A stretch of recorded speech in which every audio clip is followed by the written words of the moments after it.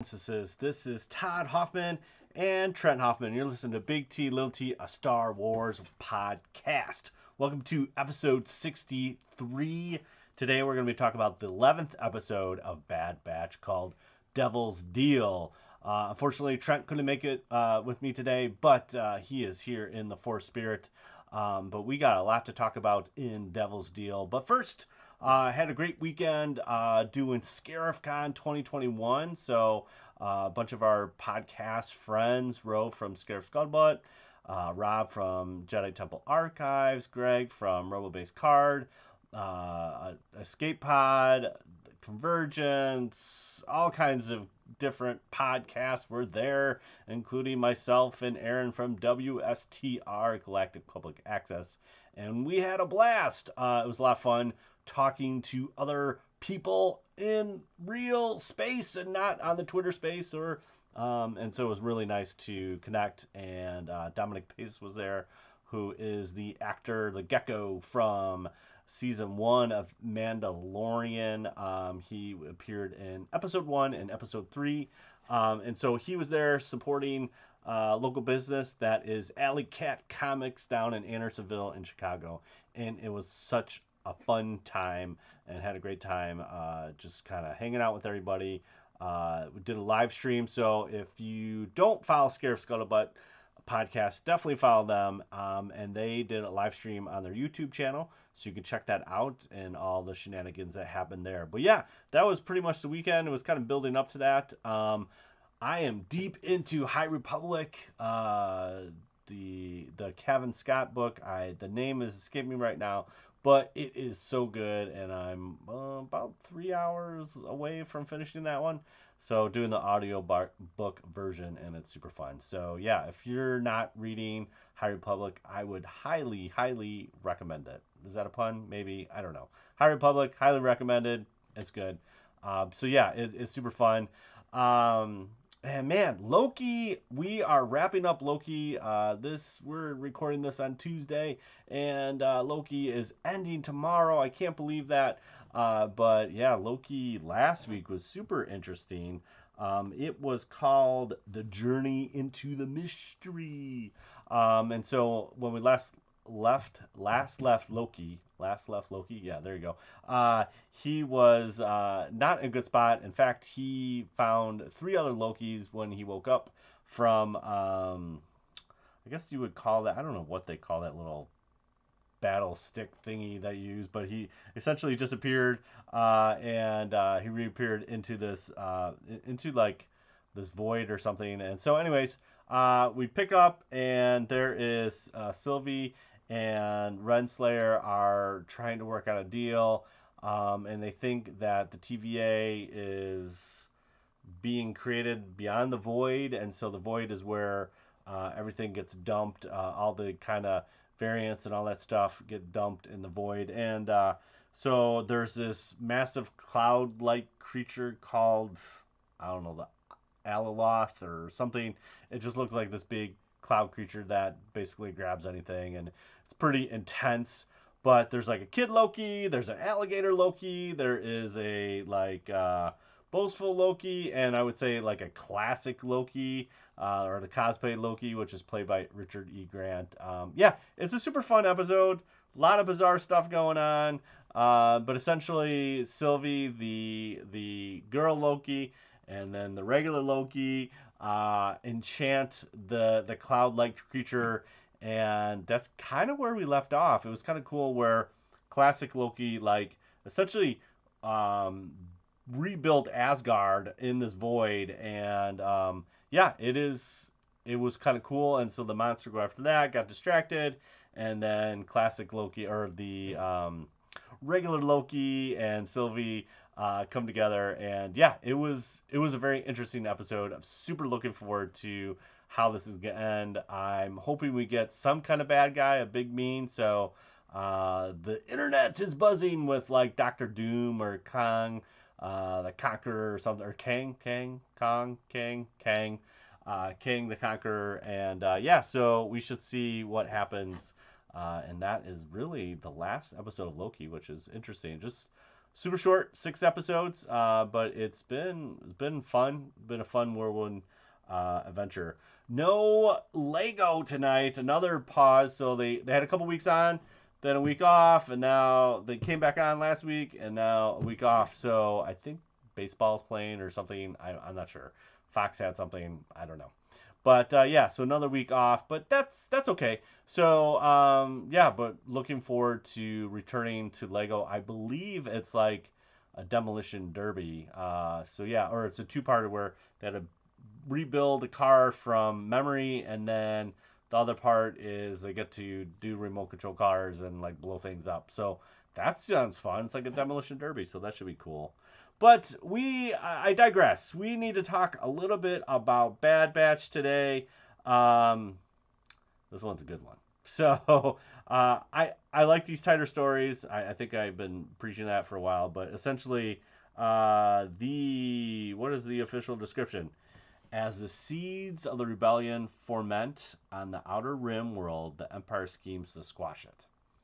So last week we were at Raxus, which was a confederacy of independent systems, or trade. It's technically not the Trade Federation, but it's the CIS, and that is the bad guys in the age of the Republic, where you have the Clone Army, and then the Trade Federation, Technical Union, all these other ones. They're all Confederacy of Independent Systems, led by Count Dooku. But essentially, Raxus was one of those planets, and we got to explore. The cool thing about Clone Wars is that they explored that where Padme like went behind the lines and found out like these other senators that are part of the CIS are like okay too. They're not all evil, which is somewhat of an interesting concept that doesn't get explored too often in Star Wars, but it is something to think about. Like, are we on the same side? Or are we on a different side? Or are they all evil? And come to find out, like, everybody's not a Sith Lord, but still. This one is interesting because we go to the planet Ryloth, and Ryloth is where the Twi'leks are. And in fact, this is a very, very early episode in the Clone Wars where the clone troopers are essentially helping out Ryloth. And Ryloth, it becomes this kind of pro Republic, and pro clones and stuff like that. So essentially, there is now Ryloth has always been a fighting, tough, and that's led by um, what is Hera's dad's name? I think it's Alini Sandula. I think, or that's her mom. Maybe that's the mom. It's a Sandula. So, um, so now we have Vice Admiral Rampart, who is the dude that is doing the kind of clone train regular guys program, and then he's also the one that did the chain code. So he's up there, and he is overseeing the transition. So we're seeing the same thing that happened on Raxus, where last week we saw what was that guy's name? Bragg or something, with the senator. And she was saying, hey, you're going to be a puppet, essentially. And now we have Senator Orn Free Ta, who is been seen in the Clone Wars. It's been in Attack of Clones. Uh, he's kind of the bigger Twi'lek. And in fact, he's one of the people that we first meet when Padme's kind of like she goes to Papa P's, or at the time the Chancellor Palpatine's office, and he's one of those kind of delegates with Bail Organa and stuff like that.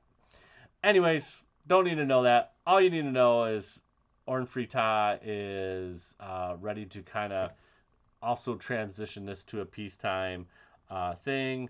Oh, that's right. Cham Sedula is Hera's dad. So Cham and his wife, it is again Eileen or something like that. So, anyways, they are trying to do that transition of power.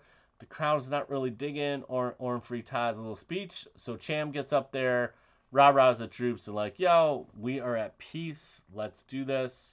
Um, so we get to be introduced to a younger Hera and Chopper. Yes, Chopper makes an appearance. Super excited about Chopper. I love Chopper. In fact, uh, when we talked to Keith and Kerwin, it was we talked about our favorite droids. I'm a K2 and Chopper are like right there for me. Both are super super awesome droids, and Chopper we get Chopper, and then we also get to see. Interesting enough, we find this out in Rebels, but essentially Hera rescues Chopper from a crashed Y-wing, and we get to see that in this episode, which is kind of cool. A little Easter egg there, but essentially, she is just like her parents. She wants to find out what is going on, what's happening. She still doesn't trust the Empire, and so a friend, I don't know if it's an uncle or whatever, kind of put her on a little spy mission, and the clones catch her, and they bring her back and say, "Hey, man, I'm not gonna report this, but can't happen again." So she tries to be good, but then one of Cham's lieutenants is making a supply run. And Hera wants to fly, and he entices her, hey, come on board, you can fly, all that fun stuff. So they do that, and they go to this moon, just like a small jump from Ryloth, and that's where the Bad Batch come in. So the Bad Batch is doing a supply run for Sid, and this is where Hera and then Omega meets, and then Omega takes her into the ship, and it's very interesting. They have like a fun little conversation about flying and freedom, and how Omega's kind of part of the crew, and now Omega's also making friends with Hera. So it was kind of interesting, and so we got a lot of supplies from the Bad Batch, and now they want to, because we also see this, is that they pretty much like the Empire is decommissioning Ryloth from a fighting to a peaceful thing, so they're kind of turning all their weapons, and this doesn't sit well with Cham's crew, so he does this on the side. Now, while they're going to the moon, here comes our boy Crosshair, and he snipes. He was following Hera, and he essentially puts a tracker on the shuttle, so they kind of know where they're at. And then they come back, and yeah, this is where it gets really really interesting. So they track the shuttle back, and then Crosshair's there again to find out where this kind of secret hideout is, and he takes out one of the engines. They crash the shuttle, and now they're kind of stuck. Cham kind of finds this out, and they go on a rescue mission. So now they're trying to rescue the group with Hera, and so there's only three. It's Cham's lieutenant and another girl, and then Hera. And so this is not like a huge thing, but they want to go in, rescue them. They're already captured. They go into this kind of ATTE, or no, I think it was a hover tank, where we see very similar to the Rogue One, where they rescued Jin from. And this is a clone turbo tank that is repurposed for this kind of stuff. So a prisoner transport. We got speeders. We get this cool kind of classic Star Wars canyon shot. We got blurgs. We got some. I think they're blurgs. Riding mounts for the Twi'leks, and yeah, they attack the speeder bikes, and they get to the ship. And actually, Rampart plays this really kind of cool close to the vest, and there is a little fight, and then they rescue them. Now this is where it gets a little interesting as far as what is happening here. Okay, So now they kind of take them out. They're captured.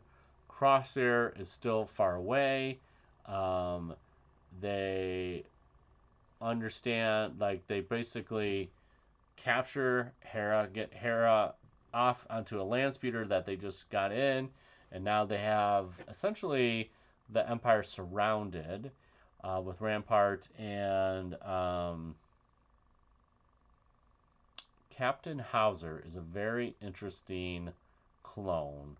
Hauser and Cham fought together in the Clone Wars. They're buddies, and Cham's trying to reason with them. This is where Crosshair then takes out Orn Frita. I don't know if he kills him, but he's grazed. And Rampart then flips it and essentially says, "Well, now you have assassinated the senator," and they arrest him. And then Rampart's like to Hauser, "The girl can't get far," and get her. So, as in Anchorman, this escalated quickly. I love this real sly transition as far as like, and we see this with Krennic and Rogue One. It's like this very fine line between this kind of peace by order with the Empire, and that is all well and good, but there's this evil kind of tyrannical kind of system behind it, and that's what we get to see right up here at the end. So we kind of see Hera kind of crying, Chopper's with them, and they're trying to take off. Hauser is supposed to go after her, and yeah, so it ends with that kind of clip, and it's like, okay, here we go. So now I'm wondering if I don't know if there's going to be another Bad Batch connection, but it puts, shows a little backstory of Hera of like how her parents get captured by the Empire, and now you can see why that burns really bright for her as far as rebellion.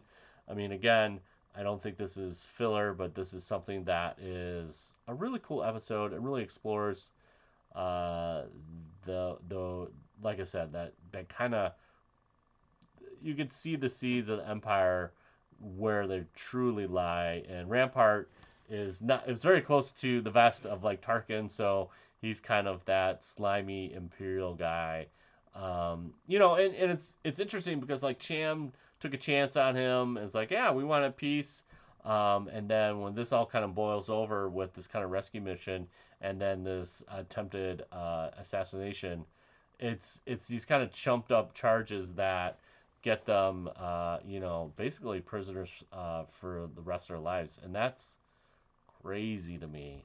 So yeah, it was a really cool episode. Really surprised to see Chopper and Hera. Uh, I was a little like taken aback by Hera's accent. It kind of switches a lot during this episode, or at least I felt like it. But that's only a minor detail. But overall, I thought this was a really good episode. Um, yeah, so there you have it. That is episode 11. We're definitely on the back half. We got, I believe there's 16 episodes, so 5 more to go. This is where it's where I know the Bad Batch is trying to lay low, but this is where they almost have to take a stand. And if they're going to side with Sid, still doing these kind of side jobs, or are they going to really go with the rebellion? Again, because we haven't heard of these 4 clones, it's very, you kind of have this kind of Rogue One kind of feeling like they're not going to get out of this, but let's see what they can do and help the rebellion get started. I don't know. Very interesting indeed.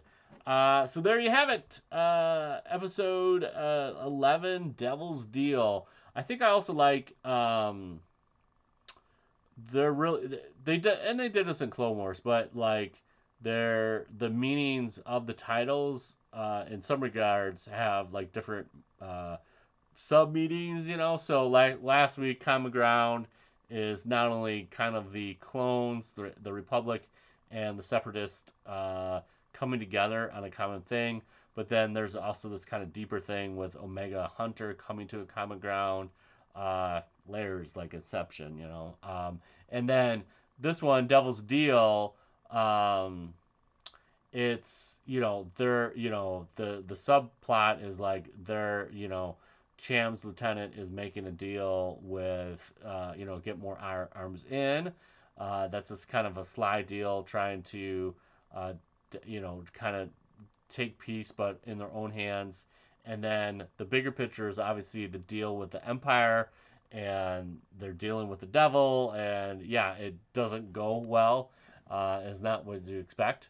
So yeah, it's I love how they play with these titles, and Clone Wars is no exception to that. There is a little complaining on the old internet. If you look, it's like, hey, let's just remember this character because we had a couple, people show up. We had the Martez sisters show up, which was a surprise. Hera and Chopper here are a surprise. There's been a lot of different characters coming back that, like, oh, remember this person, come on back. I can see that, and I understand that, it's like, hey, remember him and remember my fun characters. We saw Kanan early in episode 1 with Bad Batch. So there is this kind of feeling like, oh, here's all these, characters that we've seen. Saw Gerrera, Kanan, Tarkin, all these guys. But at the same time, I mean, this is a universe that they all exist in, and they're all existing at the same time. Obviously, different versions of each other and all that kind of stuff. But yeah, it is. I still enjoy it. I think it's good. It's not like it's like cameo after cameo. I feel like this makes sense. It also sets up Rebels. The other thing, if you're paying attention between the lines here, Ahsoka is another live TV series that they're going to do, and I really think that's going to be like a Rebels live action show. If you read enough of the tea leaves, you could see this, and so seeing Hera as a young person kind of sets up what is in Rebels, and then we've seen Hera older in Squadrons, so there's a potential there that we would see Hera even in Ahsoka. So there's a lot of things in play here, and I think that would be a kind of a cool thing to see live action. So it's breadcrumbs. I mean, and George did this too. I don't hold anything against Dave on this, but you have to be careful and not make it too like, here's another cameo. Here's Fennec Shan. Remember her from Mandalorian. Now she's here, and you just have to be careful. But I like the world building that they're doing. So yeah, it's gonna be cool. It's gonna be cool. So there you have it. Another episode of Big T Little T. You can check us out on the socials. Yes, we have the socials. Big T Little T podcast on Instagram, and then BLILT podcast on the old Twitter. We're also on Twitch, what we're doing right now, twitch.tv / Big T LILT. Again, we try to stream on Tuesdays here. So if you're up, catching out, subscribe to Twitch, and we'll be dropping episodes on Tuesday, and then you get the podcast version on the Wednesday. At least that's the cycle for a little bit. We'll see after Bad Batch ends, but yeah, that's the cycle right now. So yeah, check us out on twitch.tv / Big T Little T, and you can catch us out there. Hey, we got some stickers. If you want a sticker, please comment, tweet, rate us on Apple Podcasts. Do a screenshot, retweet it. We'll read it on the air the next time we're here. Or you can email us at bigtlittlepodcast@gmail.com. If we read your question or review, we'd love to throw you a sticker your way. Next week, this is how it works. This was episode 11. Episode 12 is coming to you with Bad Batch. So there you have it. And truly wonderful the mind of a child is. and may the force be with you always. Bye. See you later. Bye, bye, bye, bye.